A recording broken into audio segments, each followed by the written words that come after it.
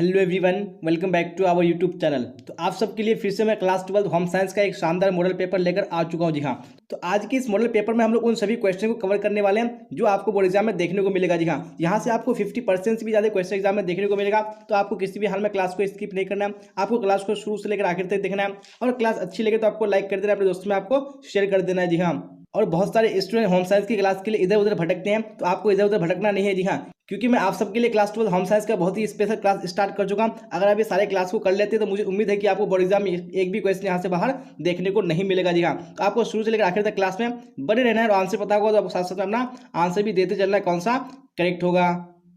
जी हाँ, तो यहाँ पे क्वेश्चन नंबर 1 स्क्रीन पे आ चुका है और आपको कमेंट बॉक्स में राइट आंसर बताना है कौन सा ऑप्शन करेक्ट होगा। क्या बोला जा रहा है क्वेश्चन नंबर 1 में? चलिए, निम्न में से किस प्रकार के भोजन में जीवाणुओं की वृद्धि तीव्र गति से होती है? जी हाँ, यानी किस प्रकार का भोजन है जिसमें जीवाणुओं की वृद्धि तीव्र गति से होती है। तो यहाँ पे कौन सा ऑप्शन करेक्ट होगा वो आपको कमेंट बॉक्स में बताने हैं। वेरी गुड, यहाँ पे सबने आंसर ऑप्शन नंबर ए बताया, बिल्कुल करेक्ट हो जाएगा। नहीं, प्रोटीन युक्त भोजन में। इसी तरह आप लोग क्लास के लास्ट तक आंसर बताते चलेगा सारे क्वेश्चन का। तो क्वेश्चन नंबर 2 भी स्क्रीन पे आ चुका है। क्या बोला जा रहा है 2 में?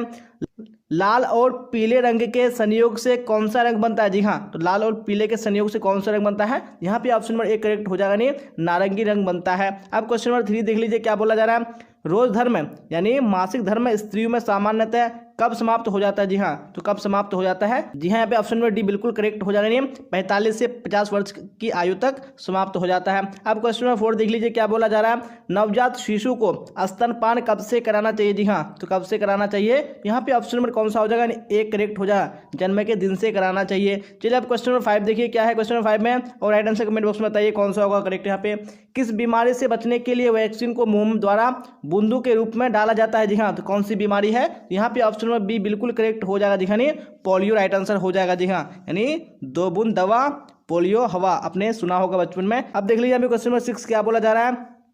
निम्न में से कौन माता के दूध के साथ नवजात की जरूरत होती है? जी हाँ, कौन सी नवजात की जरूरत होती है? यहाँ पे 6 का ऑप्शन नंबर कौन सा हो जाएगा? यानी सी करेक्ट हो जाएगा, यानी पानी हो जाएगा। चलिए अब क्वेश्चन नंबर 7 देखिए। क्या बोला जाएगा क्वेश्चन नंबर 7 में?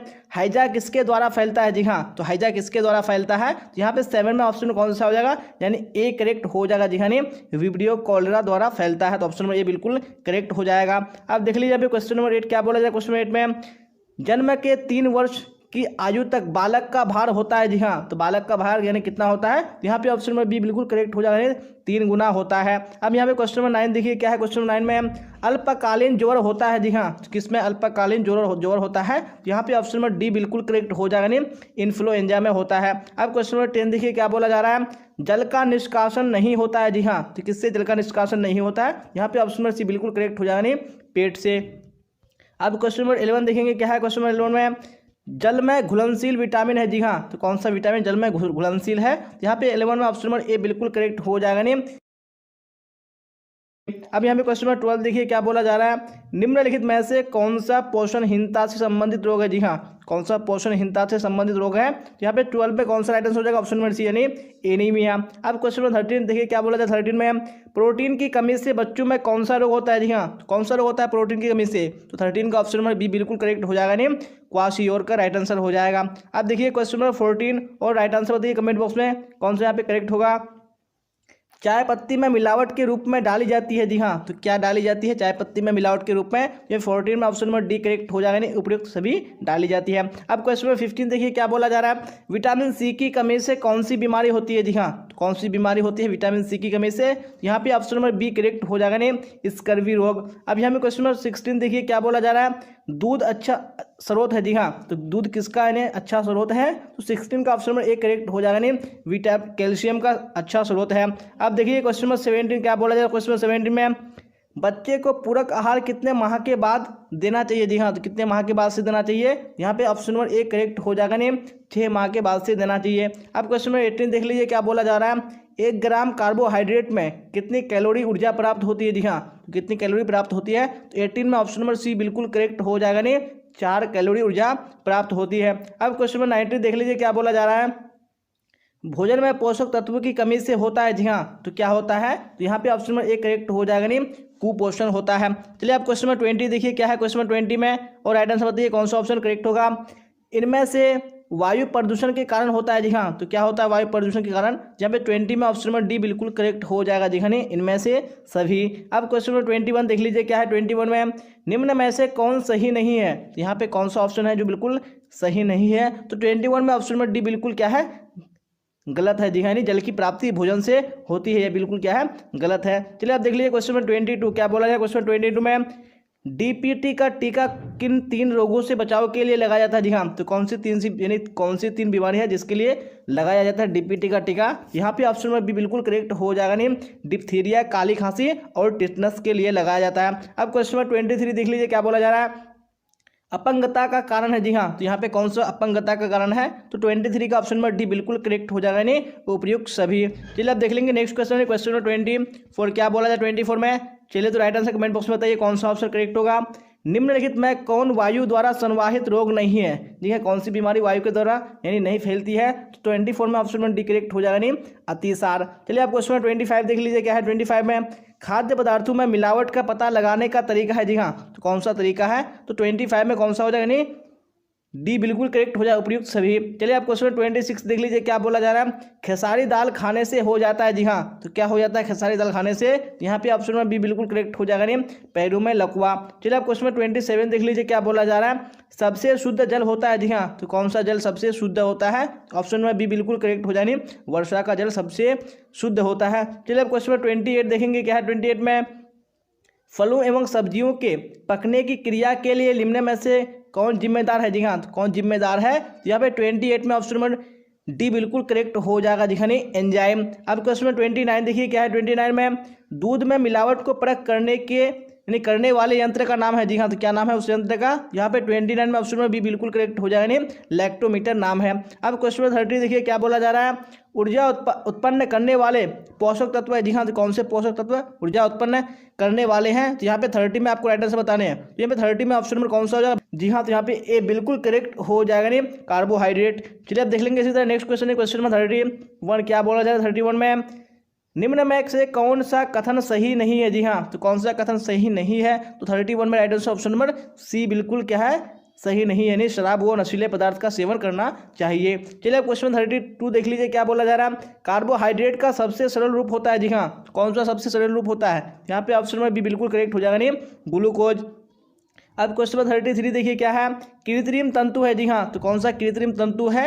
यहाँ पे ऑप्शन नंबर ए बिल्कुल करेक्ट हो जाएगा। नहीं रे और ये क्या है? कृत्रिम तंतु है। चलिए आप क्वेश्चन 34 देखेंगे क्या बोला जाए 34 में, कपड़े के चयन में क्या देखना चाहिए? जी हाँ, तो क्या देखना चाहिए? यहाँ पे ऑप्शन नंबर ए बिल्कुल करेक्ट हो जाएगा। नहीं मजबूती देखना चाहिए। अब क्वेश्चन नंबर 35 देखिए क्या बोला जा रहा है, धब्बे छुड़ाने के एजेंट कौन कौन से हैं? जी हाँ, तो कौन कौन से यहाँ पे धब्बे छुड़ाने के एजेंट हैं? यहाँ पे ऑप्शन नंबर डी बिल्कुल करेक्ट हो जाएगा। नहीं इनमें सभी यानी अवशोषक, ब्लीचिंग और रासायनिक।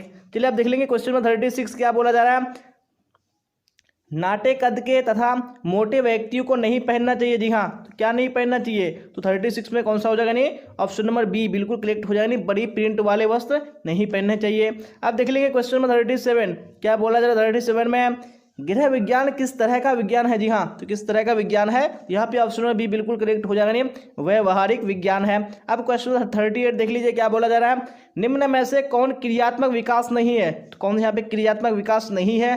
38 में ऑप्शन नंबर बी बिल्कुल करेक्ट हो जाएगा। नहीं बोलना। चलिए अब क्वेश्चन 39 देख लीजिए क्या है, निम्न में से कौन बच्चे के पारिवारिक सामाजिकरण का साधन नहीं है? जी हाँ, कौन सा बच्चे के पारिवारिक सामाजिकरण का साधन नहीं है? जी हाँ, तो अभी right answer option C correct हो जाएगा। दोस्तों से संबंध ये पारिवारिक सामाजिकरण का साधन नहीं है। देखिए और राइट आंसर बताइए कमेंट बॉक्स में, बच्चों को पोलियो और डीपीटी का बूस्टर डोज किस आयु में दिया जाता है? जी हाँ, तो कौन सी आयु में दिया जाता है? 40 का ऑप्शन नंबर बी बिल्कुल करेक्ट हो जाएगा। जी हाँ, नहीं 16 से 24 माह की आयु में दिया जाता है।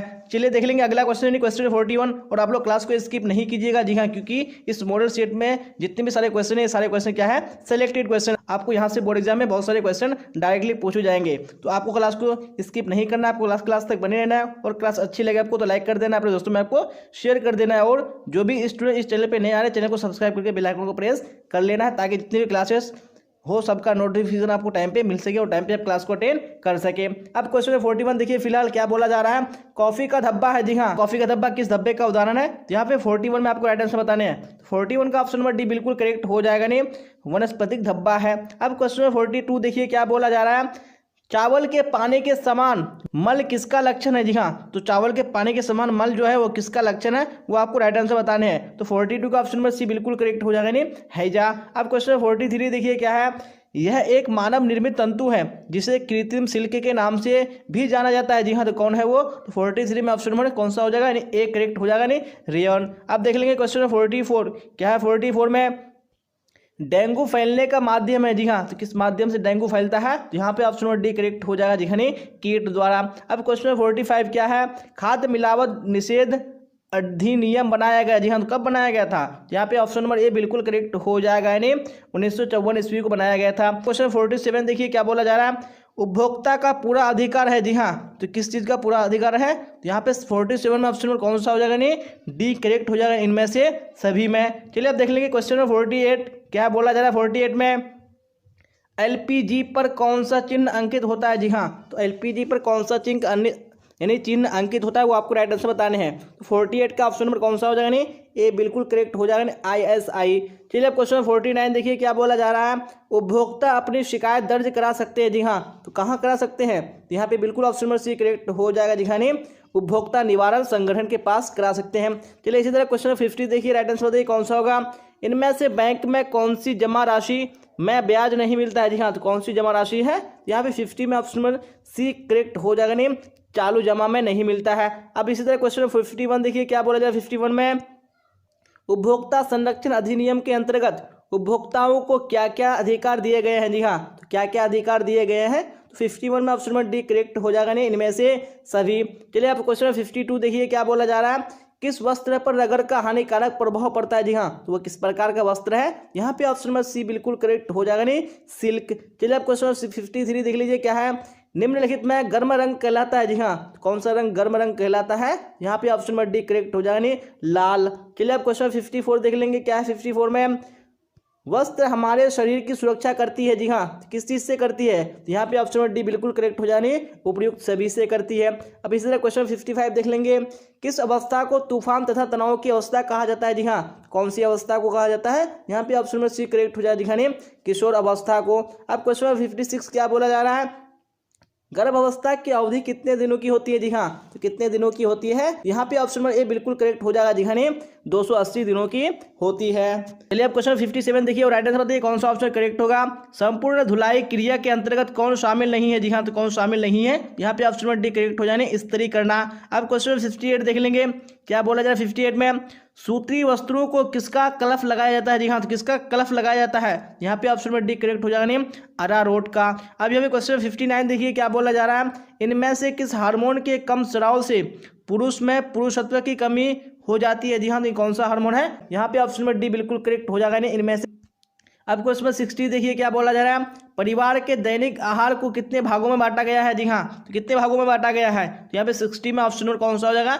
बिल्कुल सी करेक्ट हो जाएगा, यानी 4 भागों में बांटा गया है। चलिए अब इसी तरह क्वेश्चन देखेंगे 61 क्या बोला। 61 में लार में रहता है। जी हाँ, तो लार में क्या रहता है? तो 61 में ऑप्शन में बी बिल्कुल करेक्ट हो जाएगा, टाइलिन रहता है। क्वेश्चन में 62 देखिए क्या बोला जा रहा है। खाद्य और कृषि संगठन यानी FAO की स्थापना की गई। जी हाँ, तो कब की गई थी? तो यहाँ पे 62 का ऑप्शन नंबर ए बिल्कुल करेक्ट हो जाएगा, 1945 ईस्वी में की गई।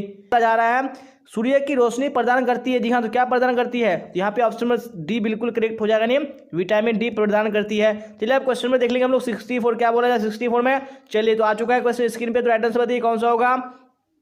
एक गर्भवती स्त्री को प्रतिदिन कितनी कैलोरी यानी कितनी कैलोरी की आवश्यकता होती है? तो कितनी कैलोरी की आवश्यकता होती है? यहाँ पे ऑप्शन नंबर सी बिल्कुल करेक्ट हो जाएगा, 2200 से 2800 कैलोरी प्रतिदिन की आवश्यकता होती है। अब क्वेश्चन 65 देखिए। टीकाकरण बच्चों को किससे बचाता है? जी हाँ, तो किससे बचाता है? यहाँ पे ऑप्शन नंबर डी बिल्कुल करेक्ट हो जाएगा, इनमें से सभी से बचाता है। अब क्वेश्चन 66 देखिए क्या बोला जा रहा है। क्षय रोग से बचाव के लिए टीका लगाया जाता है। जी हाँ, तो कौन सा टीका लगाया जाता है? यहाँ पे ऑप्शन नंबर ए करेक्ट हो जाएगा, BCG का टीका लगाया जाता है। अब देख लेंगे क्वेश्चन नंबर 67 क्या बोला जाए। 67 में राइट आंसर बताइएगा आप लोग। पशुओं से मनुष्य तक पहुंचने वाला छूत रोग है। जी हाँ, कौन सा छूत है जो पशुओं से मनुष्य तक पहुंचता है? यहाँ पे ऑप्शन नंबर ए बिल्कुल करेक्ट हो जाएगा, हाइड्रोफोबिया। अब क्वेश्चन नंबर 68 देखिए क्या बोला जा रहा है। मानव शरीर रचना की इकाई होती है। जी हाँ, तो क्या होती है मानव शरीर रचना की इकाई? यहाँ पे ऑप्शन नंबर 1 करेक्ट हो जाएगा नहीं, कोशिका। चलिए अब क्वेश्चन नंबर 69 देखिए क्या बोला जा रहा है। प्राथमिक रंग कितने प्रकार के होते हैं? जी हाँ, तो कितने प्रकार के होते हैं? बिल्कुल ऑप्शन नंबर 1 करेक्ट हो जाएगा नहीं, 3 प्रकार के होते हैं। चलिए आखिरी क्वेश्चन देख लेंगे आज के इस मॉडल सेट का। क्या बोला जा रहा है? मानव शरीर का सबसे बड़ी ग्रंथि निम्न में से कौन है? जी हाँ, तो निम्न में से कौन सबसे बड़ी ग्रंथि है मानव शरीर की? तो यहाँ पे 70 में ऑप्शन नंबर 1 करेक्ट हो जाने यकृत। जी हाँ, ये सबसे बड़ी ग्रंथि है। जी हाँ, तो इसी क्वेश्चन के साथ हम लोगों ने जो आज का इंपॉर्टेंट क्लास है बिल्कुल कंप्लीट कर लिया है। और क्लास अच्छी लगी है तो आपको लाइक कर देना, अपने दोस्तों में आपको शेयर कर देना। और जो भी स्टूडेंट इस चैनल पर नए आ रहे चैनल को सब्सक्राइब करके बेल आइकन को प्रेस कर लेना, ताकि जितनी भी क्लासेस हो सबका नोटिफिकेशन आपको टाइम पे मिल सके और टाइम पे आप क्लास को अटेंड कर सके। जी हाँ, तो यहाँ तक बने रहने के लिए आप सबका धन्यवाद। फिर मिलेंगे हम लोग अगली क्लास में। Till then bye bye, tata, see you on the next.